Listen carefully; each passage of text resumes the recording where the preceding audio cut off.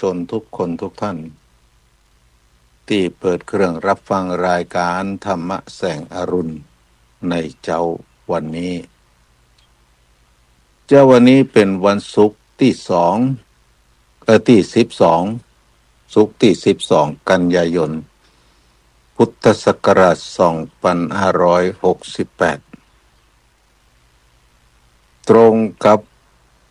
วันเดือน12เหนือแฮม5 ค่ำละ12ก็จะดับละ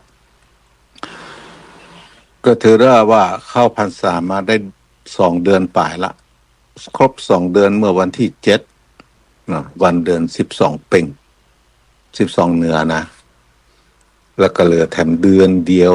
เข้าพรรษาก็จะเตรียมการพิธีกรรมกิจกรรมอย่างต่างๆมากมายเกิดขึ้นช่วงนี้ก็ยังเป็นช่วงเดือน12อยู่12เหนือมีประเพณีหลายอย่างที่เกิดขึ้นเนาะที่สำคัญก็คือเราจะรำลึกนึกถึงบุพการีชนบรรพชนที่มีคุณูปการแก่ตัวตนอันมีพ่อแม่ปู่ย่าตายายครูบาอาจารย์โดยความเชื่อตั้งแต่ดั้งเดิมว่าในวันเวลาเดือน12เนี่ยพญายมพิบาลหรือจ่ายมพิบาลเพิ่นจะปล่อยเปรตปล่อยสัตว์นรกติตกตุ้งอยู่ในอบาย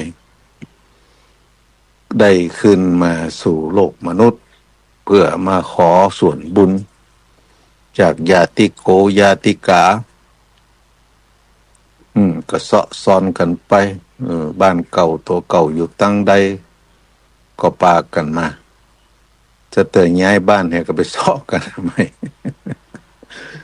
อันนี้เป็นความเชื่อแต่โดยหลักการแล้วเป็นเรื่องที่ดีเป็นเรื่องของการกระตุ้นความกตัญญูรู้คุณของหมู่เฮาเจ้าข้าในฐานะที่นับถือพระพุทธศาสนาเมื่อกตัญญูรู้คุณแล้วก็ทำบุญอุทิศถือท่านนี่จึงเป็นเป้าหมาย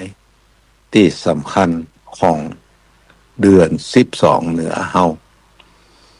กระทำบุญอุทิศส่วนกุศลให้ท่านเพราะฉะนั้นการทำบุญเฮาส่วนมากก็จะเริ่มตั้งแต่เดือน12เดือน12ออก1 ค่ำก็เริ่มละเพราะเกรงว่าพ่อแม่ปู่ย่าตายายเพิ่นอาจจะมาละกะ ตัวเจ้าก็จะห้ำปั่นป่อนเฮ้อตามสำนวนโบราณของแต่ละท่านแต่ละคนบางคนก็สงสัยตุลุงไปวัดปูนเปิ้นว่าหำอย่างมาวัดนี้เปิ้นว่าหำอย่าง อันนั่นก็เป็นสำนวนโบราณที่ครูบาอาจารย์เปิ้นพร่ำไปเปิ้นห้ำนี่เด้อปั่นป่อนดีและอาจจะในวันนี้มันจะขึ้นต้นด้วยคำเนี้ยดีและอาจจะในวันนี้ก็หากเป็นวันดีสรีสุภจยมังคลกถาอันประเสริฐล้ำเลิศยิ่งกว่าบรรยามทั้งหลาย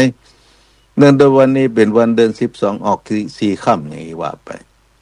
บัดนี้ก็หมายมีปฐมบูรสทามีไผ่ได้ทัปปนาซึ่งได้สนองของขวายซึ่งวัตถุปัจจัยอันประกอบไปด้วยข้าวตอกดอกไม้ธูปเทียนกีฬานาปัจจัยตลอดถึงเข้าป่าอาหารเมื่อเปิดจักตานถวายไปหาผู้นั้นผู้นี้ผู้อันชุติมรณะไปสู่ปรโลกไปนะเพื่อก็ห้ำไปเพื่อให้เกิดความทราบซ่านในจิตใจของญาติโยมติดตาม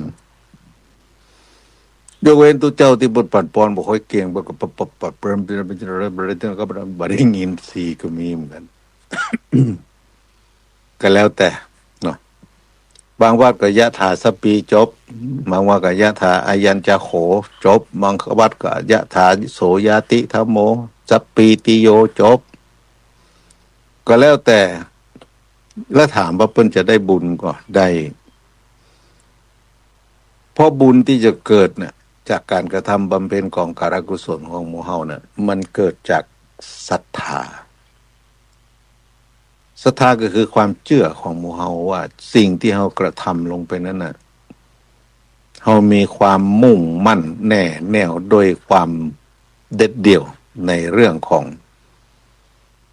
เจตนาในการที่จะทำบุญอุทิศส่วนกุศลทุกท่านตอนที่เขาจะต้านหาพ่อหาแม่เขาก็จะลำลึกนึกถึงตั้นตอนที่มีชีวิตอยู่โอ้เปิ่นทำนั่นทำนี่เปิ่นอยู่อันอยู่นี่หน้าตาเปิ่นเป็นอย่างอันอย่างอีจิตใจคล้อยตาม แล้วก็ลำลึกนึกถึงเปิ่นจิตสู่จิตสาธุชนทั้งหลายก็ต้องเข้าใจอยู่ว่าการที่ทำบุญอุทิศส่วนกุศลคือกับบุคคลที่ละสังขารไปแล้วเพราะว่าจะเป็นภัยก็ตามสิ่งที่เปิ้นจะได้รับถ้าเปิ้นจะได้รับบุญได้รับกุศลนะเปิ้นจะต้องรับหูและอนุโมทนาถ้าเปิ้นบ่รับหูบ่อนุโมทนาบุญนั้นก็จะเป็นของหมู่เฮาที่เฮาตาน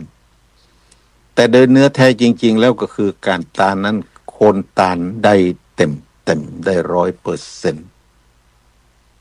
ได้ 100%ได้บุญนั้นบุญอันเกิดจากการเสียสละบุญอันจะเกิดจากความตั้งอกตั้งใจคนตานได้แล้วเมื่อเฮาได้เฮามีละเฮามีบุญละเฮาก็จะแผ่พายย้ายไปหาเปิ้นรับรู้และอนุโมทนาบุญนั้นก็จะสำเร็จเป็นปัตตานุโมทนาใหม่ซึ่งทางบุญกิริยาวัตถุน่ะมันก็มีอยู่บุญกิริยาวัตถุซึ่งการจะตานเนี่ยมันจะต้องประกอบไปโดยเรื่องราวต่างๆมากมายเกิดขึ้นมันไม่ได้หมายถึงว่าสิ่งที่เราทำไปมันทำไปเสร็จเรียบร้อยแล้วก็ถือว่าเสียใจนะบุญกิริยาวัตถุจริงๆบุญกิริยาวัตถุหมายถึงวัตถุที่ทำให้เกิดการทำบุญสิ่งที่เราทำบุญปัจจัยที่จะทำให้เกิดการทำบุญมันมี10ประการด้วยกันในทางพระพุทธศาสนากำหนดไว้ว่ามีแจงออกมาจากพระไตรปิฎกความจริงพระไตรปิฎกเนี่ยเป็นเรื่องของการกล่าวธรรมในวาระต่างๆในโอกาสต่างๆขององค์สมเด็จพระสัมมาสัมพุทธเจ้าซึ่งปรากฏในพระสูตรครูบาอาจารย์เพิ่นก็ไปวิเคราะห์เพิ่นก็ไปตัดตอนออกมาว่า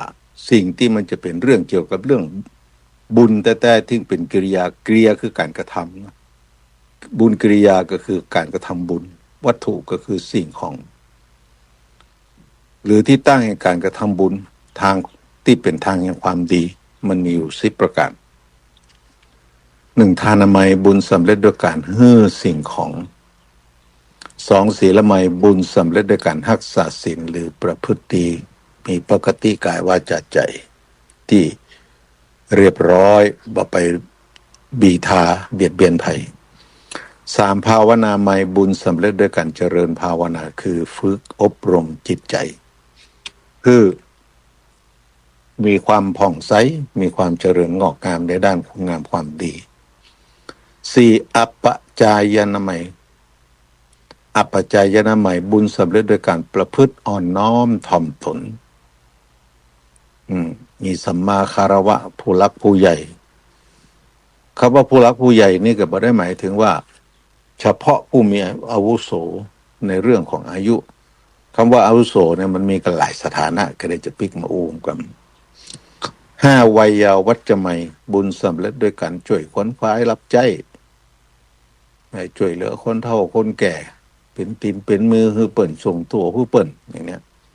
เป็นวัยยาวัจจะไมยบุญสำเร็จด้วยการช่วยเหลือหรือขวนขวายรับใจในสิ่งที่ควรทำ6ปฏิทานามัยบุญสำเร็จด้วยการเฉลี่ยส่วนแห่งความดีคือแก่ผู้อื่นปฏิทานามัยนี่นะอุทิศส่วนกุศลคือกระเปิ้นนั่นนะเปิ้นห้องว่าเป็นปฏิทานามัยอย่างเฮาทำบุญแล้วเฮาก็แบ่งส่วนบุญคือเปิ้นอุทิศส่วนกุศลคือคนนั้นคนนี้นี่เปิ้นห้องว่าปฏิทานามัย7ปัตตานุโมทนามัยบุญสำเร็จโดยการยินดีในความดีของคนอื่นโดยการอนุโมทนาบุญสำเร็จด้วยการอนุโมทนาชื่นชมยินดีด้วยจิตใจอันผ่องใสแต่ไม่ใช่แฝงไปด้วยความอิจฉาริษยา อันเปิ้นดีกว่าตัวแล้วทนอยู่บ่ได้อันนี้ก็บ่ถือว่าเป็นปัตตานุโมทนาไหมต้องชื่นชมยินดีตัวเองเปิ้นหอมไปต่อใดเปิ้นทำบุญอะไรอย่างเปิ้นแปลงหั่นแปลงนี่เปิ้นเอาเงินมาร่วมบริจาคก็ดีออกโรงทานก็ดีเห็นแล้วชื่นชมยินดี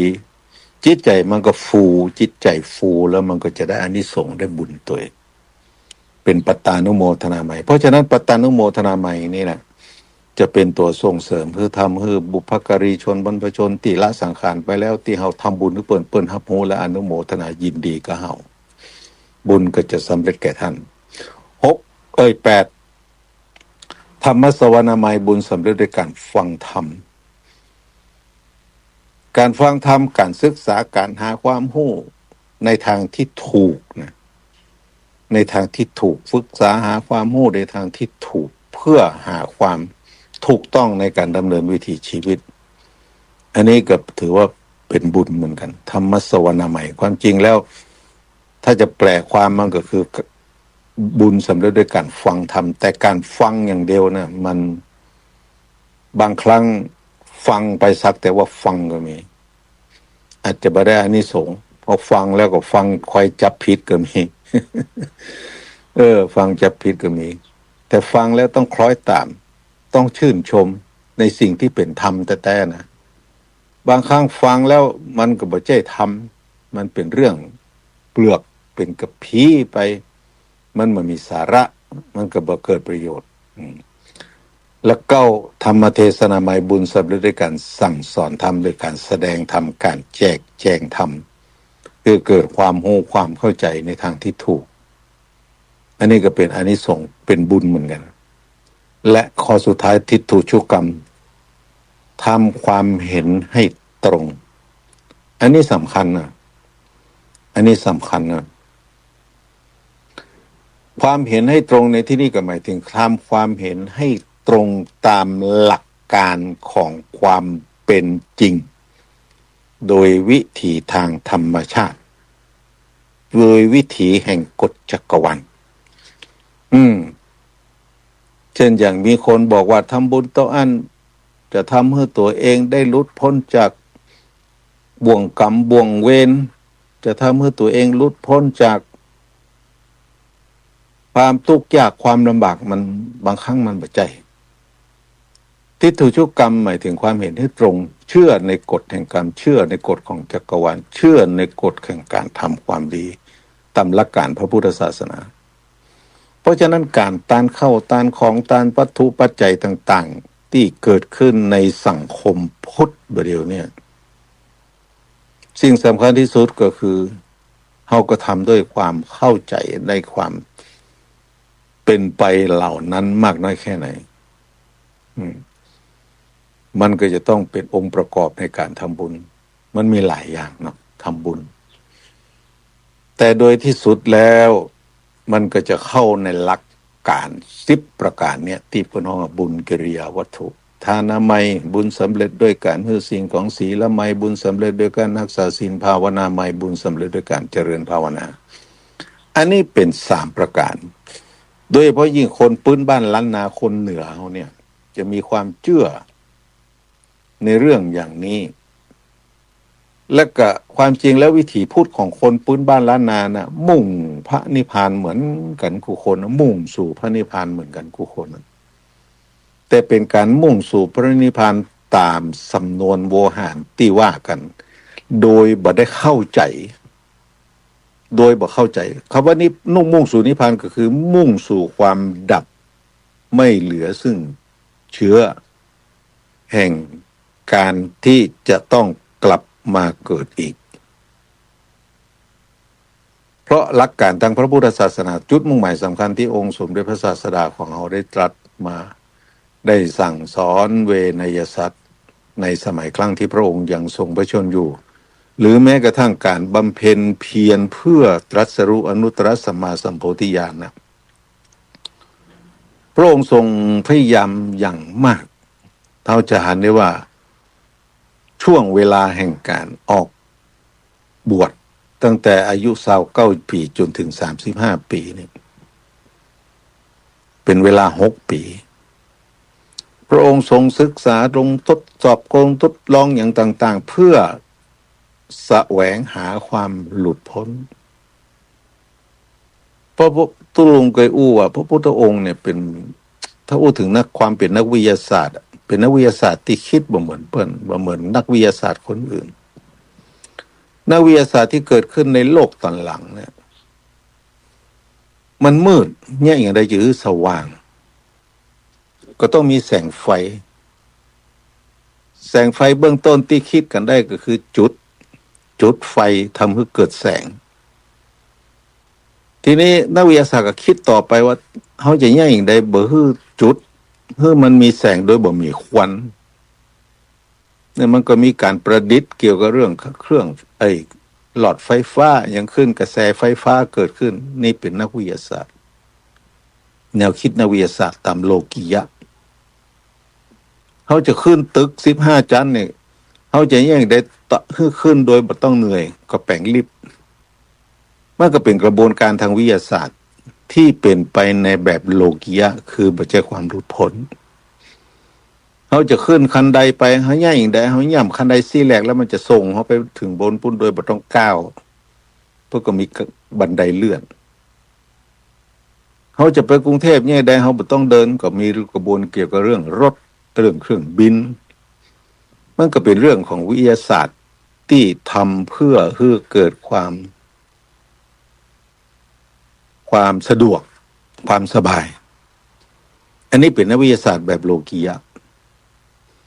แต่พระพุทธองค์นั้นทรงเป็นนักวิทยาศาสตร์ที่คิดไกลกว่านั้นนักวิทยาศาสตร์ในโลกปัจจุบันอย่างไอแซคนิวตันเนี่ยไปยืนอยู่ปืนเกาแอปเปิลตกใส่หัวปกมันตกใส่หัวได้อย่างไรก็ลองกำแอปเปิลมาแล้วก็โยนขึ้นไปแล้วมันก็ตกลงอยู่เอาโยนขึ้นไปก็ลงตกลงอยู่ก็มาคิดว่าทำไมมันเป็นอย่างนั้นคิดจนรู้ว่าแรงโน้มถ่วงของโลกมีแรงดึงดูดของโลกมีก็เอาทฤษฎีของแรงดึงดูดของโลกเนี่ยไปสร้างปฏิกรรมอะไรอย่างหลายอย่างเพื่อเป็นคุณูปการแก่วิถีชีวิตถ้าเป็นเอามันตกใส่หัวกำคบกินเนี่ยกำไปกินเนี่ยก็จบแต่นักวิทยาศาสตร์จะคิดไกลกว่านั้น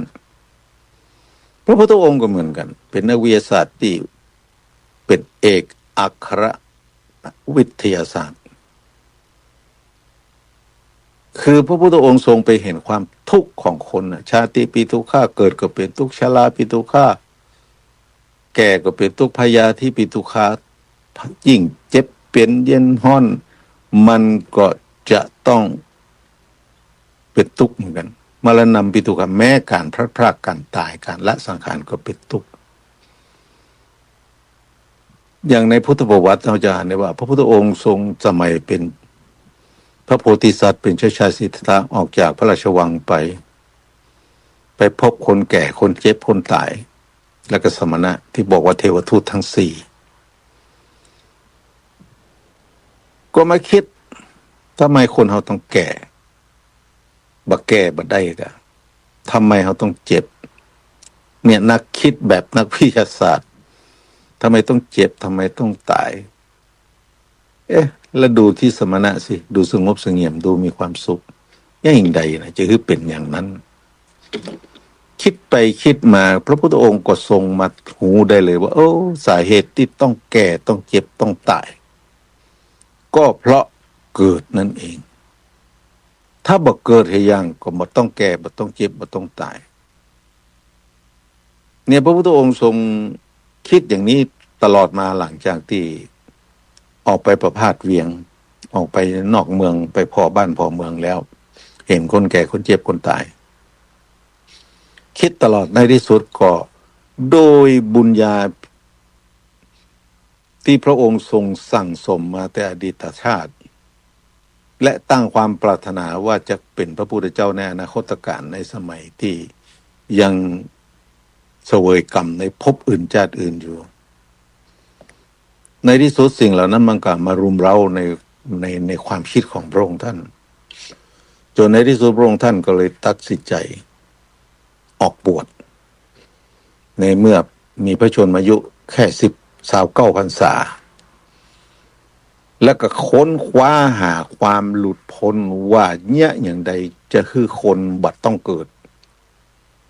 เนี่ยเป็นเป้าหมายสำคัญที่ทาง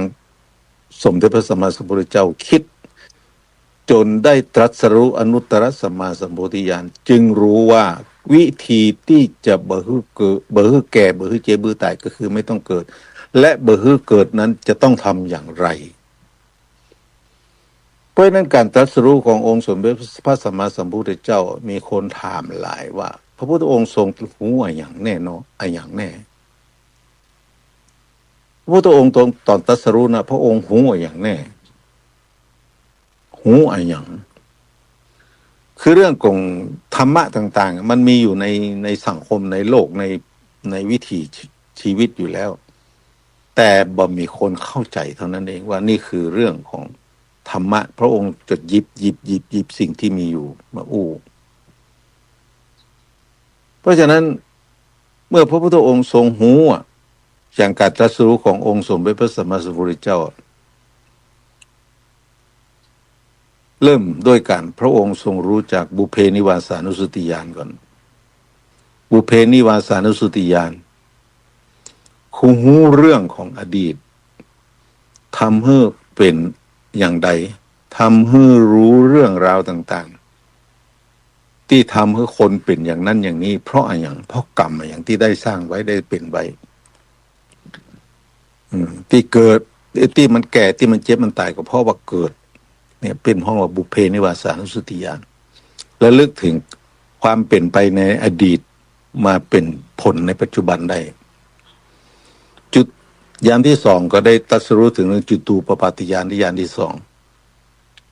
สิ่งที่ทำให้มนุษย์มันเกิดขึ้นมาก็เพราะเรื่องเรื่องกิเลสอาสวะทั้งนั้นเรื่องความห่วงความหาอะไรเรื่องกรรมเรื่องเวรที่จะต้องมาชดใช้มันจะต้องเป็นไปอย่างนั้นจุตูปปาติญาณและยานที่สามยานสุดท้ายที่พระองค์ทรงตรัสรู้เป็นอรูตรสัมมาสัมโพธิญาณก็คืออาสวัคยญาณญาณทำให้เกิดการหมดสิ้นไปซึ่งกิเลสอาสวะโดยไม่ต้องเวียนมาเกิดอีกพระพุทธองค์ทรงหูอย่างมีหลายคนบอกว่าพระพุทธองค์ทรงรู้อริยสัจสี่ความเป็นอริยสัจสี่เนี่ยคืออย่างคือความจริงสี่ประการความจริงที่ยิ่งใหญ่อริยะคือความประเสริฐสัจจะก็คือความจริงอริยสัจก็คือความจริงอันประเสริฐบ่มีภัยลบล้างได้ว่ามนุษย์คนเฮาเนี่ยมันมีอยู่สี่เรื่องด้วยกันคือมีทุกข์สังคมถึงวันนี้มันมีทุกข์การที่มันเป็นทุกข์เพราะอย่างเพราะมีสมุทัยคือเหตุให้เกิดทุกข์แล้วจะให้หมดทุกข์อย่างไรต้องไปสู่นิโรธและนิโรธคืออย่างคือความหลุดพ้นและจะเข้าสู่นิโรธได้ก็จะต้องปฏิบัติตามมรรคอย่างนี้เป็นต้นมรรคมีองค์8และสิ่งที่พระพุทธองค์ทรงตรัสรู้ในขณะนั้นก็คือตรัสรู้เรื่องอิทัปปัจจยตาหรือปฏิจจสมุปบาทอิทัปปัจจยตาหรือปฏิจจสมุปบาทหรือปัจจัยการสิ่งที่มันทำให้เกิดความเป็นไปต่อเนื่องอาศัยซึ่งกันและกันเกิดเพราะฉะนั้นเรื่องอย่างนี้นะมันก็เลยเป็นเรื่องที่ทำให้พระพุทธองค์ทรงตรัสในทรงอุทานออกมาโอ้นายช่างผู้สร้างเรือนนายช่างผู้สร้างเรือนเราแสวงหาเราค้นคว้าเราหาท่านมาเป็นมหูกี่ภพกี่ชาติกี่แสนกี่กับเพิ่งมาเจอตอนนี้เองก็คือเรื่องของอิทัปปัจจยตานั่นเองหรือปฏิจจสมุปบาทปฏิจจสมุปบาทเนี่ยเป็นตัวทำให้คนเฮาเวียนว่ายตายเกิดบ่รู้จักจบจักสิ้นซึ่งอิทัปปัจจยตาหรือปฏิจจสมุปบาทเนี่ยมันมีอยู่12ห่วงโซ่เพิ่นว่า12ห่วงโซ่อันดับแรกก็คืออวิชชาอวิชชาคืออะไรคือความไม่รู้ ความไม่รู้ ไม่รู้ในอย่างไม่รู้ในอริยสัจสี่นั่นเอง เมื่อความไม่รู้มันเกิดขึ้นมันก็ทำให้เกิดสังขารสังขารคือการปรุงแต่งนะไม่ได้หมายถึงร่างกายนะสังขารนี่หมายถึงการปรุงแต่งการปรุงแต่งสรรพสิ่งที่เกิดเกาะกลุ่มลุมลาขึ้นเพื่อความเป็นร่างเป็นจิตเป็นวิญญาณเป็นตัวตนเมื่อมีสังขารการปรุงแต่งขึ้นก็ทำให้เกิดวิญญาณวิญญาณคือการรับรู้การรู้สึกวิญญาณคือความรู้สึกในเรื่องราวต่างๆร้อนหูหนาวหูเย็นหูเมื่อมีวิญญาณจึงมีนามรูปนามรูปก็คือเรื่องของนามและรูปที่เกิดขึ้นในร่างกายเมื่อมีนามรูปปุ๊บมันก็มีสลายตนะมีนามมีรูปมีนามมีรูปในตัวคนเฮาก็คือรูปก็คือร่างกายที่มองเห็นตัวนามก็คือสิ่งที่มันเกิดขึ้นในรูปนั้นๆที่เฮาบ่สามารถมองเห็นด้วยตาได้เป็นความรู้สึกอย่างต่างๆอย่างรูปเวทนาจิตธรรมเนี่ยรูปเวทนาจิตธรรมเพราะว่าขันธ์ห้าเป็นนามเป็นรูปทีนี้เมื่อเกิดสลายตนะก็คืออายตนะทั้งหกนั่นเองอายตนะทั้งหกตาหูจมูกลิ้นกายใจอันนี้เป็นอายตนะภายในอายตนะภายในที่เกิดขึ้นในร่างกายมีตามีหูมีจมูกมีลิ้นมีกายมีใจใจก็คือตัวประมวลผลเมื่อมีอายตนะทั้งหกเสร็จเรียบร้อยเกิดขึ้นมีตามันก็จะไปเกิดผัสสะผัสสะก็คือการสัมผัสในเรื่องต่างๆตามองหันผัสสะสัมผัสละสัมผัสรูปหูได้ยินเสียงก็สัมผัสละสัมผัสเสียงจมูกได้กลิ่นก็ถือว่าสัมผัสกลิ่นละลิ้นสัมผัสรสอาหารหวานเค็มเผ็ดก็ถือว่าสัมผัสอาหารละกายไปถูกสัมผัสต่ำหั่นต่ำนี่ร้อนแข็งอ่อนหูอันนี้ก็เกิดผัสสะละคือการสัมผัสใจก็เหมือนกันเมื่อสิ่งต่างๆที่มันเกิดขึ้นจากยตนะมันทำให้ใจประมวลผลว่าอันนั้นดีอันนั้นงามอันนี้สวยอันนี้บัดสวยอันนี้ฟังม่วนอันนี้ลำอันนี้บัดลำอันนั้นมันเป็นเรื่องของอายตนะที่ไปสัมผัสในสิ่งต่างๆเมื่อสัมผัสเสร็จแล้วเราเกิดเวทนาเกิดเวทนาคือความเสวยอารมณ์การเสวยอารมณ์ตามรูปนั้นๆตามสิ่งนั้นๆที่ไปสัมผัสเห็นสาวงามก็ว่างามเป็นเวทนาละได้ยินเสียงเพราะก็ว่าเพราะเสียงบ่เพราะก็ว่าบ่เพราะบ่ม่วนใจก็บ่เสียงนี้ทำให้เกิดความบ่ม่วนก็เกิดเวทนาเวทนาคือการเสวยอารมณ์จากการสัมผัสของอายตนะภายในทั้งหกเมื่อเกิดความพอใจในเวทนานั้นเช่นอย่างไปเจอสาวรูปงามไปเจอหนุ่มรูปหล่อเนี่ยเมื่อมีเวทนาเกิดขึ้นคือความเสวยอารมณ์เกิดขึ้นอันนี้หล่อเฮ้ยอันนี้งามเฮ้ยเกิดตัณหาตัณหาคือความทะยานอยากตัณหานี้พระพุทธองค์ทรงบอกว่าโอ้บ่มีที่สิ้นสุดบ่ฮู้จักตึกตัณหานี่นะนาทีตัณหาสมานาทีมีภาษิตรับรองแม่น้ำอื่นเสมอด้วยตัณหาไม่มีแม่น้ำต่างๆนี่เฮาถมเนี่ยเฮาสามารถที่จะทำให้มันเต็มได้ถมทะเลก็ถมให้มันเป็นฝั่งเป็นอย่างได้แม่น้ำลำคลองเขาก็ถมให้มันเต็มได้แต่ตัณหานี่บ่มีวันที่จะถมให้เต็มบ่มีวันถมให้เต็มเลยถมไปเถอะถมบ้านถมรถถมเงินถมทองถมอย่างสปะมาตึมเต็มต้องการสมมติว่าข้าได้เงินร้อยได้เงินร้อยก็ข้าได้เงินปันได้เงินปันก็ข้าได้เงินหมื่นเงินหมื่นก็ได้ข้าได้เงินแสนเงินแสนก็ข้าได้เงินล้านล้านเดียวบ่เอา100 ล้านเอาปันล้านเอา10,000 ล้านบ่ฮู้จักตึกความตัณหานี่แหละเป็นเรื่องที่ทำให้เกิด ความทะยานอยากเรื่อยๆจึงเป็นตัวหนึ่งที่ทำให้เกิดทุกข์ในสมุทัยของอริยสัจสี่อริยสัจสี่คือทุกข์สมุทัยนิโรธมรรคนี่ไหมทุกข์คือเหตุทุกข์คือสภาวะที่ทนไม่ได้มันเกิดขึ้นเพราะสมุทัยคือก็คือตัณหานั่นเองอืมเมื่อมีตัณหาปุ๊บเกิดอุปทานความเข้าไปยึดมั่นถือมั่นว่าตัวนี้เป็นของกูเป็นของเฮาเกิดความสวยงามก็คือว่ากูงามเหลือเปิ้นกูเด่นเหลือเปิ้นกูดีเหลือเปิ้นกูมีเข้าของเหลือเปิ้นเกิดอุปาทานการเข้าไปยึดมั่นถือมั่นในสิ่งนั้นว่าเป็นของกูเมื่อมีอุปทานเสร็จแล้วเราทำให้เกิดภพก็คือความเป็นไปในสถานะต่างๆเป็นมนุษย์เป็นสัตว์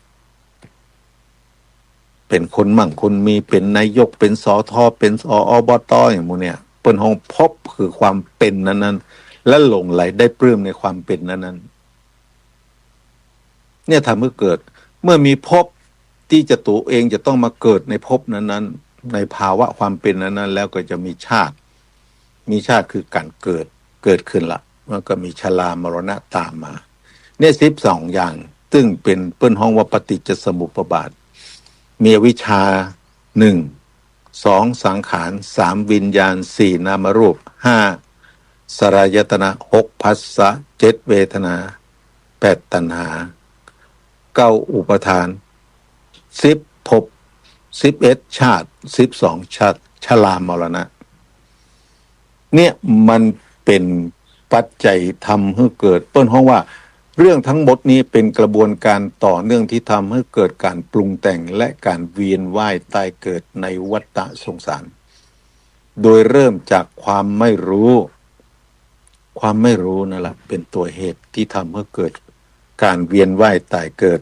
ไปจนถึงแก่เจ็บตาย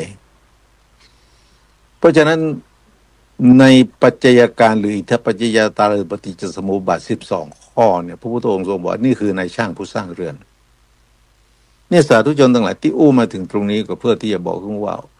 หลักการแท้ๆของพระพุทธศาสนาขององค์สมเด็จพระสัมมาสัมพุทธเจ้าต้องการคือคนหลุดจากพ้นจากทุกข์คือการเข้าไปสู่ความดับการเข้าไปสู่ความดับนะเขาเรียกว่านิวานะคือการดับโดยไม่กลับมาอีกเพราะฉะนั้นคนเหนือเฮาเนี่ยมุ่งสู่ความดับนั้นเหมือนกันหมดอ่ะมุ่งสู่ความดับในเรื่องนี้เหมือนกันหมดอ่ะมุ่งสู่ความดับได้อย่างไรก็เพราะจากการที่เฮาทำบุญแต่ละครั้งเฮาจะกล่าวคำอุทิศทุกครั้งไปกล่าวคำอุทิศก็คือบุญกุศลที่เฮาทำเนี่ยอุทิศคือไผอุทิศเพื่ออย่างทำไปเพื่ออย่างเป็นคำอุทิศที่เฮานิยมกันคนเหนือนี่จะทำทุกครั้งเลยหลังจากที่ทำบุญเสร็จเรียบร้อยแล้วโดยกรรมว่าอิตังตานะกัมมังนิปปานะปัจจโยโหตุโนนิจังอิตังตานะกัมมังกรรมอันเป็นทานอันข้าพเจ้ากระทำแล้วนี้นิพพานะปัจจโยจงเป็นปัจจัยแก่พระนิพพานอิตังตานะกัมมังนิพพานะปัจจโยโหตุอิตังตานะกัมมังนิพพานะปัจจโยโหตุเมนิจังอิตังสีละกัมมังนิพพานะปัจจโยโหตุโนนิจังว่าไปศีลก็เหมือนกันขอจงเป็นปัจจัยแก่พระนิพพานภาวนาก็เหมือนกันอีตังภาวนากัมมังนิพพานะปัจจโยโหตุโนนิจังตั้งใจจะอุทิศเป็นเรื่องของการดับกิเลสทั้งนั้นแต่เฮาลืมกันไปว่าสิ่งที่เฮาว่ากันไปเนี่ยว่าซักแต่ว่าโดยไม่ได้คิดถึงความหมายในสิ่งที่ตัวเองว่าและถามว่ามันจะเกิดปัจจัยแก่พระนิพพานได้ไหมมันเกิดบ่ได้เพราะใจบ่รับรู้ในความเป็นอย่างนั้นคนที่ปรารถนาจะเป็นอย่างนั้นอย่างนี้อย่างองค์สมเด็จพระสัมมาสัมพุทธเจ้าตั้งความปรารถนาเป็นพระพุทธเจ้าเนี่ยเปิ้นตั้งปรารถนาด้วยความเข้าใจด้วยจิตด้วยวิญญาณด้วยความเชื่ออย่างแท้จริงเพราะฉะนั้นการกล่าวคำปฏิญาณใดๆก็ตามมันจะต้องเกิดจากใจเกิดจากความเข้าใจที่ถูกต้องเนี่ยสาธุชนทั้งหลาย บุญกิริยาวัตถุที่เราได้อู้ถึงที่ว่าไปนี่หมายถึงเรื่องราวต่างๆที่เกิดขึ้นการตานขันเข้าการตานทำบุญนั้นทำบุญนี่ไปหาคนนั้นคนนี้มันก็จะเกี่ยวข้องกับเรื่องของ10ประการเนี่ยทานามัยบุญสำเร็จด้วยการฮื้อศีลมัยโดยการบุญสำเร็จด้วยการรักษาหรือประพฤติดีปฏิบัติชอบภาวนามัยก็คือบุญสำเร็จด้วยการเจริญสมาธิภาวนาคือฝึกอบรมจิตใจโดยหลักแล้วการทานก็ดีศีลก็ดีภาวนาก็ดีมันเป็นทีละขั้นมันไม่ใช่เกิดขึ้นในขณะเดียวกันเปิดตัวการให้คนเป็นผู้เสียสละให้ได้เสียก่อนเป็นผู้ไม่มีความโลภเป็นผู้ไม่เห็นแก่ตัวเมื่อเป็นได้แล้วก็จึงไปรักษาศีลเพราะคนตราบใดที่ยังเห็นแก่ตัวอยู่ศีลก็จะบ่เกิดขึ้นกับตัวบ่มีศีลแน่นอนเพราะยังเห็นแก่ตัวยังมีความโลภมีความโกรธมีความหลงต้องหูจักแบ่งปันหูจักหูจักเสียสละไม่เห็นแก่ตัวจึงจะเข้าสู่การรักษาศีลเมื่อมีศีลแล้วจึงจะเจริญสมาธิภาวนาได้คนบ่มีศีลนี่นะภาวนาตึงเกิดภาวนาใหม่สักอย่างบุญสำเร็จบ่มีในเรื่องของการเจริญสมาธิภาวนาอันนี้ก็อยากจะฝากคือกับศรัทธาสาธุชนทั้งหลายได้ครับผู้ในเดือน12หาตานขันเข้าไปหาบุพการีชนบรรพชนจริงอยู่เฮาได้บุญโดยการทานามัยคือบุญสำเร็จด้วยการฮื้อละเฮาได้ละและเฮามาได้ข้อที่2คือปฏิทานามัยบุญสำเร็จด้วยการแบ่งปันให้กับคนอื่นให้เปิ้นอนุโมทนาใจแผ่ไปหาเปิ้น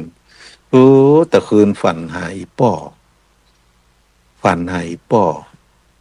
ก็เติงหาเปิ้นสมมุตินะสักวันหนึ่งฝันหายป้อฝันหายแม่คนเมืองเฮาคนปืนบ้านล้านนาเฮาก็จะมีใจเจตไปทันทีว่าก็เติงหาเปิ้นทำบุญไปหาเปิ้นดีกว่าตานขันเข้าหาเปิ้นเนี่ยใจมันส่อไปละใจมันสื่อไปละใจมันตั้งไว้ละว่าจักทำบุญส่วนอุทิศทุกคือกระปอกกับแม่ตามที่เฮาได้ฝันหาเปิ้นเอาก็เกียมขันเข้าขันน้ำไปหาตุเจ้าแหละเมื่อไปแล้วตุเจ้าเปิ่นกับปั่นปอนเป็นทานามัยต่อมาก็เป็นปฏิทานามัยคือบุญสำเร็จด้วยการแบ่งปันส่วนบุญคือเปิ้นตุเจ้าเปิ้นก็จะห้ำเนาะก็คือกุศลบุญญาราศีตั้งหลายบนฝูงนี้จุงไปจู้จอดเราเติงตานยังคนนั้นคนนี้ปู่อันมีนามก่อนที่ได้เอ่ยไปแล้วหากแม้นว่าเขาอยู่ดีมีสุขแล้วหมายถึงว่าได้อยู่ดีมีสุขแล้วหรือก็จะมีกรรมห้ามอย่างหนึ่งก็ขอเขาเหล่านั้นจงมาฮับหูและอ่อยหน้าอนุโมทนาในกองกาลกุศลที่เจ้าภาพได้กระทำปั่มเปงในทีฆาการบัดนี้เพื่อให้บุญนั้นสำเร็จเป็นปัตตานุโมทนาไมจักไปยกเอาจิตตะดวงวิญญาณเขาคือได้พ้นจากทุกข์คือได้ถึงสุขตามปณิธานเจตนาแห่งเจ้าภาพอันนี้เป็นคำปอนนะได้เสวยสัมปติทิพย์ในโลกสวรรค์เปิ้นบอกว่าในอานิสงส์ของการตานเดือน12เพ็งเปิ้นบอกว่าสัตว์ในโลกบางตัวที่มาต้องเตียวอยู่ในวัฏสงสารตามที่ในนิริยะเนี่ยจ่ายโยมพิบาลนี่จ่ายโยมพิบาลปล่อยมานะถ้ามาได้กลิ่นของตานได้อนุโมทนาแล้วเนี่ยยินดีปรีดากับบุญกุศลที่ลูกหลานได้กระทำไปนะหันจ๊ะเงี้ยเขาก็จะพ้นจากทุกข์ได้เป็นเทวดาไปเลยก็มีเป็นเทวดาไปเลยก็มีเพราะอานิสงส์ของการอนุโมทนาของเปิ้ลนั้นสูงเพราะฉะนั้นเปิ้ลจึงบอกว่าขอให้อ่อยหน้าอนุโมทนาเพื่อให้บุญนั้นสำเร็จเป็นปัตตานุโมทนาใหม่จักยกเอาจิตดวงวิญญาณเขาได้พ้นจากทุกข์คือได้ถึงสุขตามปณิธานเจตนาแห่งเจ้าภาพหลอนว่าครับเขาเหล่านั้นอยู่ดีมีสุขแล้วคือเกิดเป็นมนุษย์แล้วเกิดเป็นเทวดาแล้วอย่างใดก็ตามแต่หลอนว่าเขานั้นอยู่ดีมีสุขแล้วก็ขอให้บุญกุศลเหล่านี้จงไปเติมแท่งยังสมปานให้เขาคือพินโยยิ่งก็ได้ไรต่อปันทวีอันนี้เป็นคำปอนเพราะฉะนั้นปฏิทานามัยคือบุญสำเร็จด้วยการเฉลี่ยความดีให้กับคนอื่นปัตตานุโมทนามัยนี่เป็นเรื่องสำคัญบางครั้งเขาไปห่วมบุญท่านนี้ป่านเปิ้นทำบุญแล้วยกมือไหว้สาอนุโมทนาบุญนั้นสำเร็จเป็นปัตตานุโมทนาใหม่แต่ทำด้วยจิตใจอันบริสุทธิ์นะ และที่สำคัญที่สุดก็คือทิฏฐุชุกรรมทำความเห็นให้ตรงทำความเห็นให้ตรงนี้ต้องให้มีความเชื่อว่าทำดีได้ดีทำชั่วได้ชั่วอันนี้เป็นปัจจัยสำคัญที่จะทำให้เกิดความเป็นไปตามนั้นเพราะบางครั้งเราก็เกิดความลังเลสงสัยอยู่ทำดีบ่ได้ดีทำชั่วได้ชั่วจนมีคำบอกว่าทำดีได้ดีมีที่ไหนทำชั่วได้ดีมีทมไปฉะนั้นไซอย่าทำดีอันนี้เป็นคำแปลงออกไปซึ่งมันเป็นความเสียหายอย่างมากในเชิงความคิดในแบบวิถีพุทธเพราะพุทธ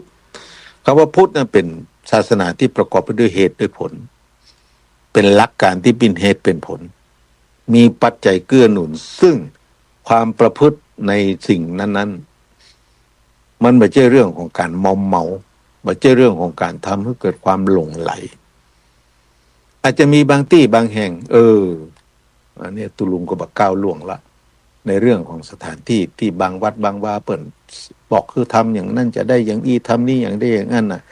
ทำบุญนี่ทำอย่างใดก็ได้ทำอะไรอย่างก็ได้อยู่บ้านทำบุญก็ได้ทำบุญโดยจิตใจแผ่เมตตาการแผ่เมตตานี่เป็นมหากุศลนั้นยิ่งใหญ่แผ่เมตตาคือสรรพสัตว์คือคนที่มันคิดร้ายต่อเฮาที่มันเป็นศัตรูต่อเฮาเนี่ยแผ่เมตตาคือเขามีความสุขความเจริญแผ่เมตตาด้วยจิตบริสุทธิ์นะไม่ใช่ว่าแฝงไปด้วยอคตินะทำด้วยความแน่วแน่ในด้านจิตใจตั้งสัจจะอธิษฐานคือดีแผ่เมตตาไปหาเขาคือเขาได้พ้นจากทุกข์คือได้ถึงสุขพ้นกรรมพ้นเวรพระพุทธองค์ทรงตรัสว่าการแผ่เมตตาเนี่ยมีอานิสงส์มากนิมนต์พระพุทธเจ้าพร้อมด้วยภิกษุ500 รูปมาฉันภัตตาหารที่บ้านยังบ่เต้าการแผ่เมตตาครั้งหนึ่งการแผ่เมตตาคือการให้อภัยการให้อภัยการให้การทานเนี่ยมันให้หลายอย่างให้วัตถุสิ่งของให้ความรู้เนาะทานนะให้ความรู้ก็ถือว่าเป็นเรื่องของบุญของกุศลที่เพิ่นบอกว่าสัพพทานังธรรมทานังชินาติการให้ทานการให้ทำเป็นทานย่อมชนะการให้ทั้งปวงแต่การให้ที่ยิ่งใหญ่กว่าการให้ทำเป็นทานก็คือการให้อภัยเพราะฉะนั้นการอยู่บ้านบัดได้เนี่ยให้อภัยเปิ้นจะไปนั่งคิดอย่ามาจังอีกนั้นไปอีกนั้นเงาวันนั้นมันยะนะกูอย่างมาเจ็บอกเจ็บใจปะมันสักกรรมเตอะอันนี้ใจขุ่นมัวเป็นบาปเป็นกรรมไปติ๊กๆภัยแล้วเป็นตุกเฮานะไอคนที่เฮากึดเติงแจ้งมันนะมันหมูเรื่องสักอย่างแต่ความแจ้งความทุกข์นะมันอยู่ที่ตัวเฮาทั้งนั้นตรงกับข้ามเท่าแผ่เมตตาแล้วใจเขาจะโล่งเขาจะสบายเฮาบ่ถืออาฆาตจองเวรภัยเนี่ยเพื่อนถึงบอกว่าอานิสงส์ของการแผ่เมตตาเนี่ยจึงเป็นเรื่องที่ดีอย่างมหาศาลเป็นมหากุศลนั้นยิ่งใหญ่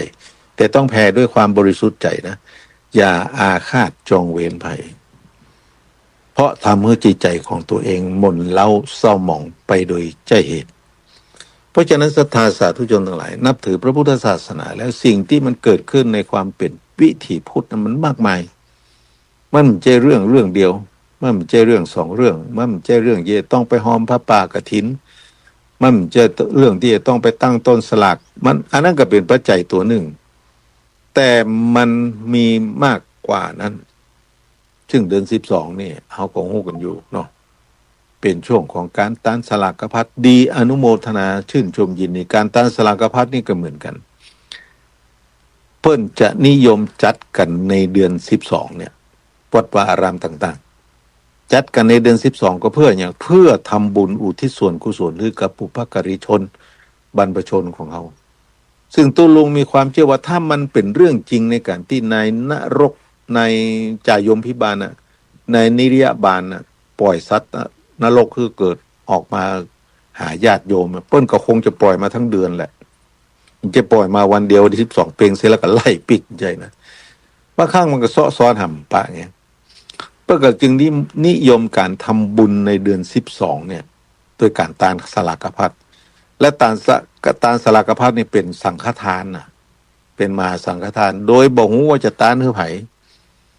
สลากพัดอย่างที่ตุลุงว่านะตานเป็นมหาสังฆทานแต่บ่ฮู้ว่าตุเจ้าก็ว่าเจ้าอาวาสก็ว่าตุเจ้า ลูกวัดหรือว่าสามเณรกับผู้ที่จะได้ต้นสลากเอามันก็อยู่ที่บุญกรรมไผ่มันที่สังสมกันมาก่อน อืม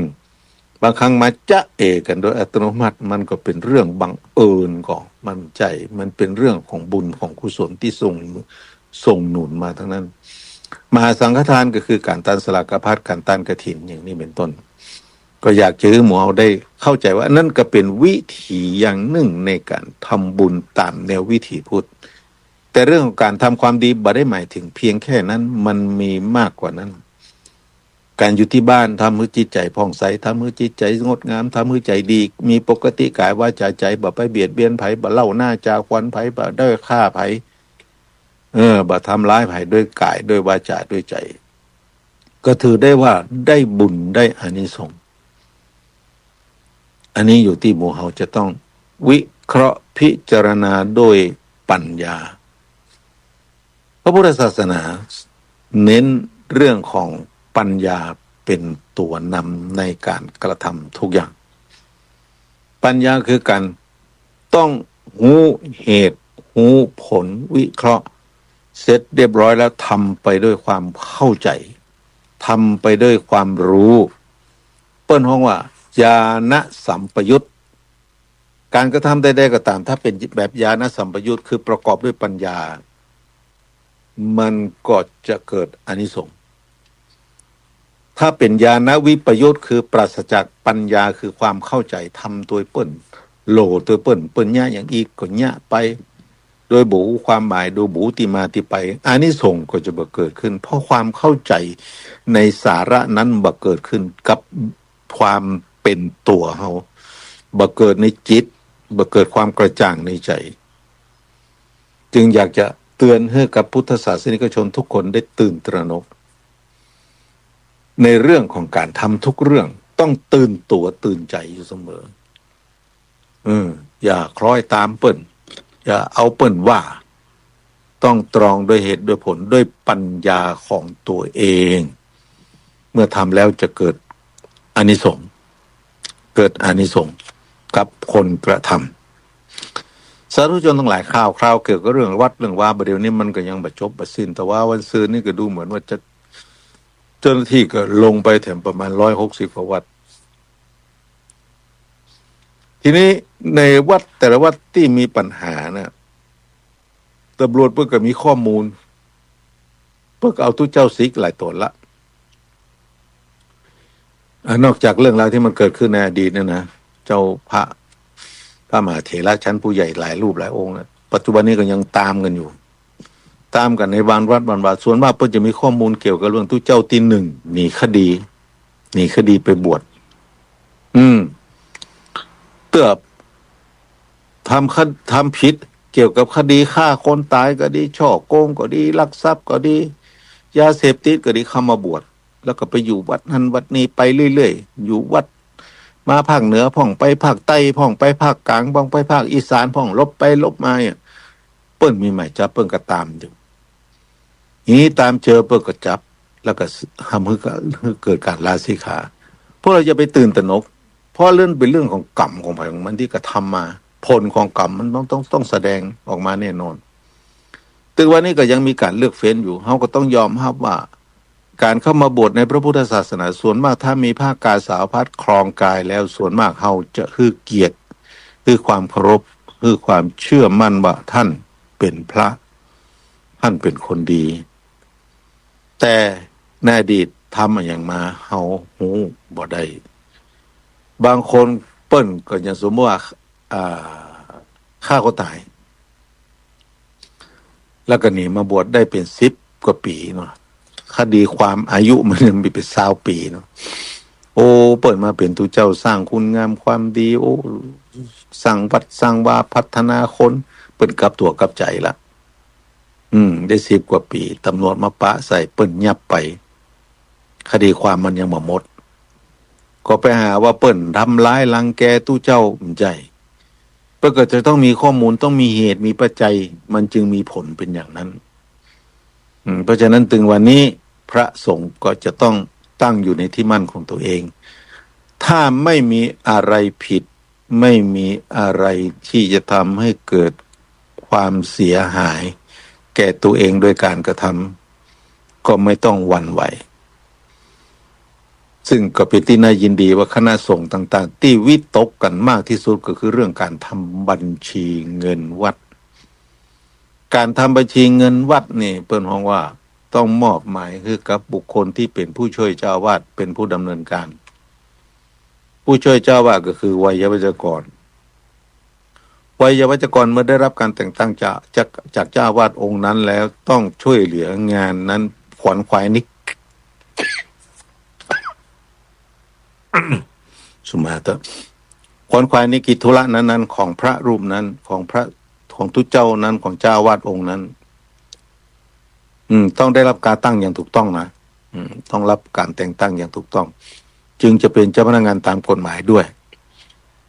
เป็นเจ้าพนักงานตามกฎหมาย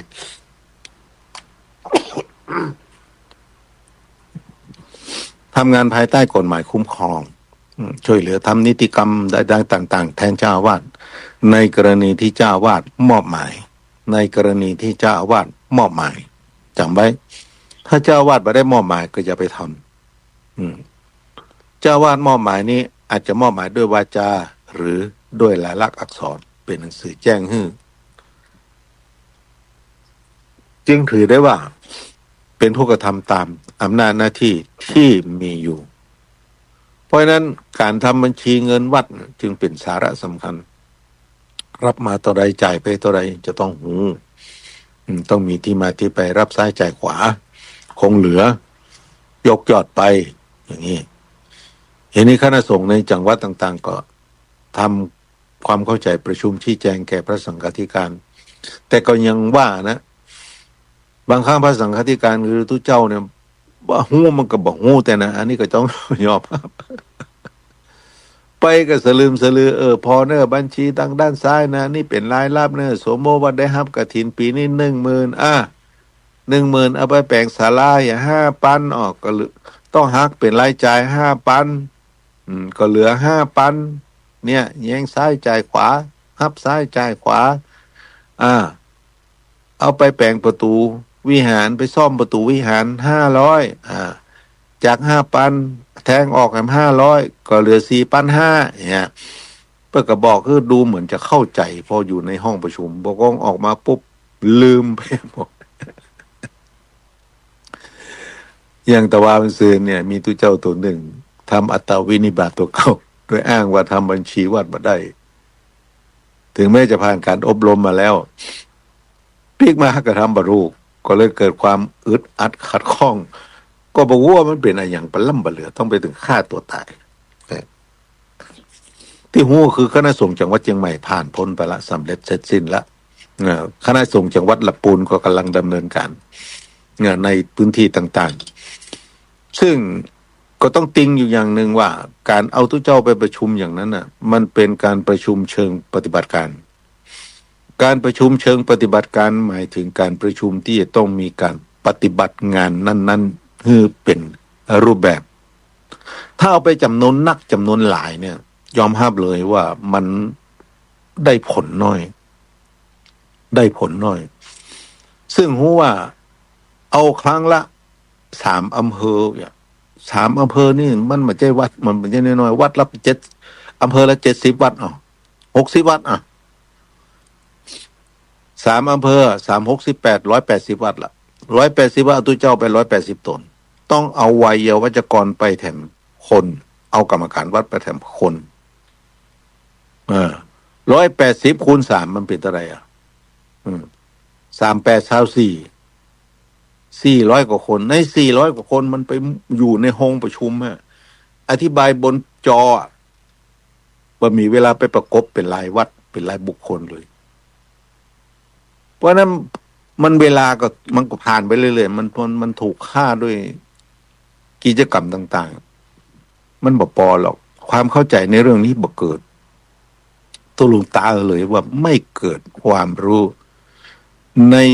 100%น่ะตัวลุงให้ผลสำเร็จประมาณ20หรือ30%เท่านั้น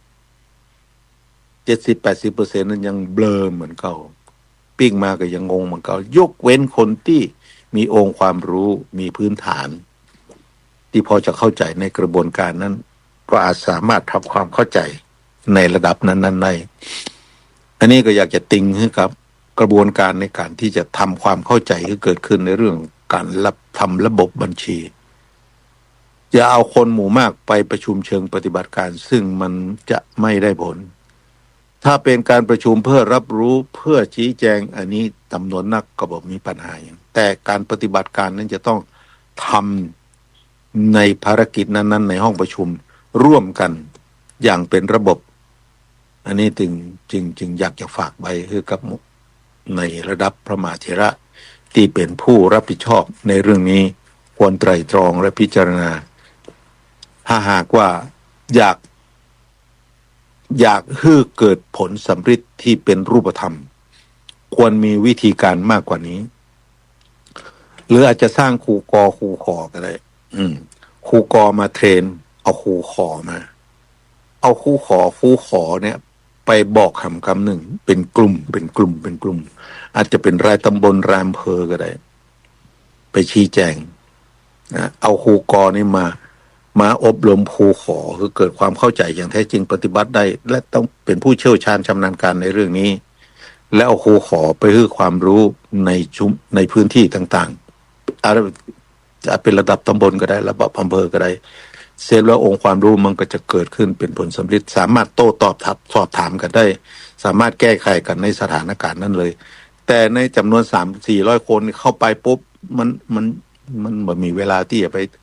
ตอบคำถามทุกคำถามตอบข้อสงสัยได้ทุกข้อสงสัยจึงอยากจะฝากไว้เอาละศรัทธาสาธุชนทั้งหลาย7 โมงปลายแล้วพอเวลาสะดุ้งไปเรื่องราวต่างๆที่มานี้อาจจะซับซ้อนปนเปกันก็เป็นเรื่องคลาเคล้าในการที่อยากจะให้เกิดความรู้ความเข้าใจในประเด็นต่างๆที่เป็นสาระที่น่าจะรู้ด้วยเวลาหมดเวลาก็คงขอคืนเวลานี้ให้กับทางสถานีเพื่อดำเนินกิจกรรมรายการอื่นต่อไปขออนุโมทนาสาธุกับทุกคนทุกท่านโดยเวลาเพียงเท่านี้อภิวาทนาสีริสนิจังวุฒาปจายโนจัตตารโอธรรมาวัฏันติอายุวันโนสุขังพระลัง